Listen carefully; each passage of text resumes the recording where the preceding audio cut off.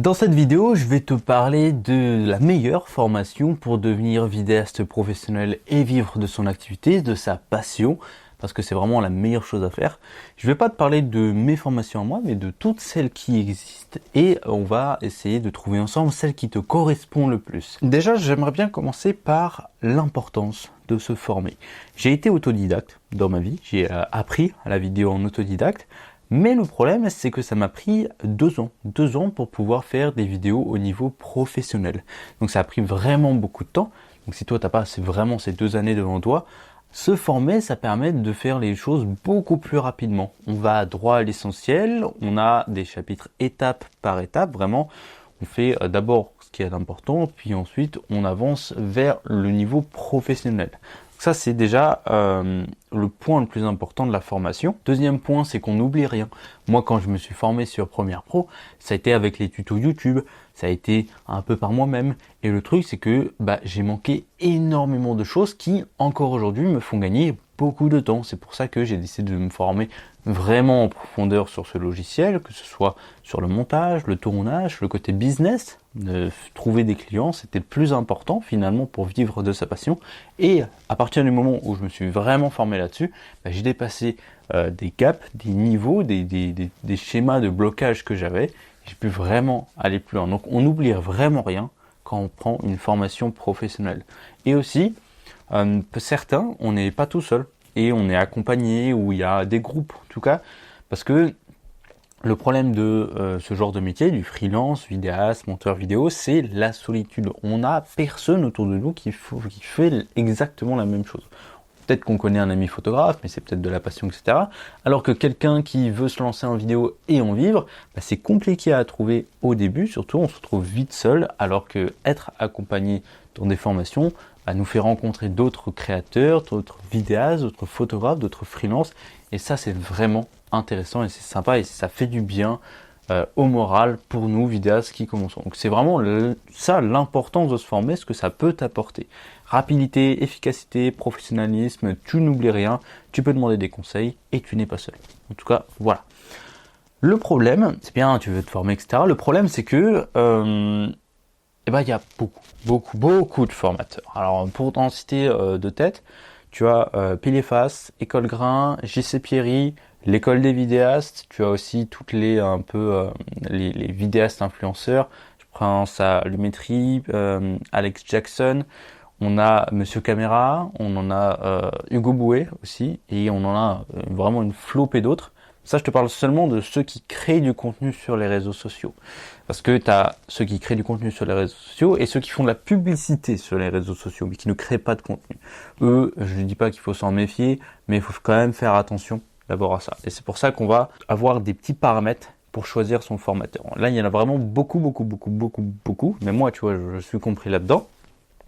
Mais il faut d'abord en choisir un. Moi, je te conseille de ne pas prendre... Ça sert à rien de prendre 3 formations montage différentes. C'est limite stupide de faire ça. Tu en prends 1, 2 maximum pour compléter la première. Mais 3, 4, finalement, tu vas te répéter et tu vas perdre du temps. Voire même, en fait, tu vas procrastiner, comme on peut appeler ça. En fait, pour choisir une bonne formation, il y a plusieurs critères à prendre en compte. La première chose, c'est par rapport à ce que le créateur donne gratuitement. Tu vois, moi, ce que je fais, ce genre de vidéos, ce sont des vidéos gratuites dans lesquelles j'apporte de la valeur. Il y a plein d'autres vidéastes qui parlent, qui montrent ce qu'ils font, etc. Du coup, ils apportent un peu de valeur, ils te montrent comment on fait, ils t'apprennent des choses d'abord. C'est pour te donner confiance. Tu as plus confiance en ces personnes-là qu'en une personne qui matraque de la publicité sur les réseaux sociaux. Et je trouve aussi que c'est bien de récompenser les créateurs de tout ce qu'ils apportent gratuitement à la communauté, plutôt que simplement une personne qui a commencé à faire de la pub en masse, et on ne sait pas trop ce qu'elle propose. Voilà, c'est pas pour moi le plus intéressant. Donc par rapport à ce qu'elle donne gratuitement. Le deuxième point, c'est le feeling que tu as avec lui.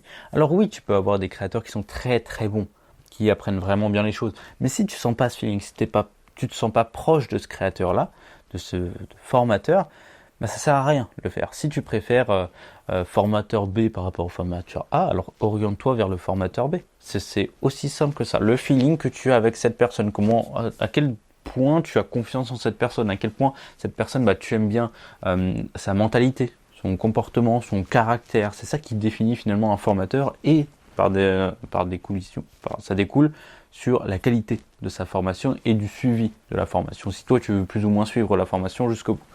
Ensuite, on a aussi le résultat des élèves. Si tu as un formateur qui met en avant les résultats de tes élèves et que ces résultats-là, c'est exactement là où tu veux aller, et fonce, parce que du coup, c'est le type de résultat que tu vas pouvoir avoir en suivant sa formation, sa méthode, ses conseils, etc., etc.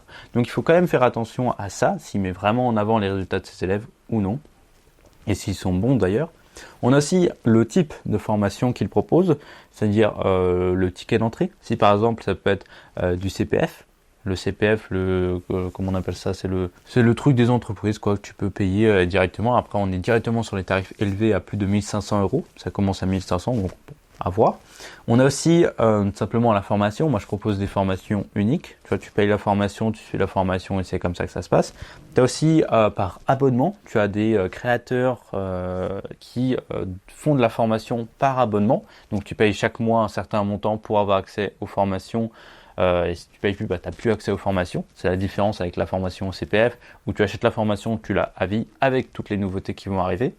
Et on a aussi les cours en présentiel, que ce soit à l'école, des cours particuliers, des workshops organisés par ces créateurs de contenu, etc.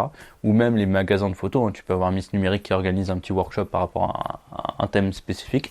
C'est comme ça que tu peux aussi te former. Alors, d'accord, ça ce sont toutes les formations, mais du coup, quelle est la meilleure formation qui existe côté francophone pour apprendre à faire de la vidéo et de la photo, même vidéo, montage, etc.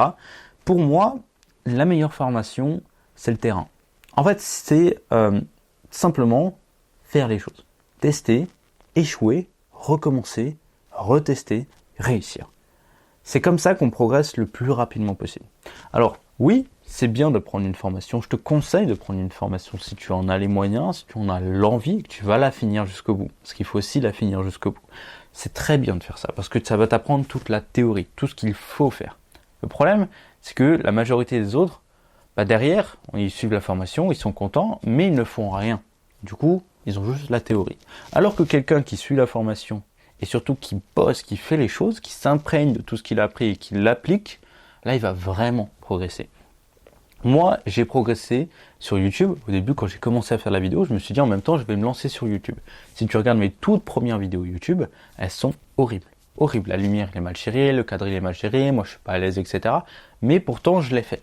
Pourquoi je l'ai fait? Parce que j'ai créé cette chaîne YouTube pour apprendre aux autres à faire des vidéos, mais aussi pour moi m'apprendre à faire des vidéos. Apprendre des compétences. Quand j'enseignais quelque chose, par exemple comment faire tel effet sur Premiere Pro, d'abord je devais le maîtriser et donc je me formais là-dessus et ensuite je l'enseignais derrière. Je testais des trucs et ensuite je l'enseignais derrière. C'est pour ça que j'ai créé cette chaîne YouTube et c'est comme ça que je me suis amélioré. C'est aussi comme ça que j'ai pu commencer à faire des prestations professionnelles. J'ai même pris un peu la main sur la création de vidéos un peu face cam, aussi sur d'autres types de vidéos. Je suis allé faire des vidéos, alors que ce soit gratuitement ou même en échange de quelque chose. Mais il faut faire des projets.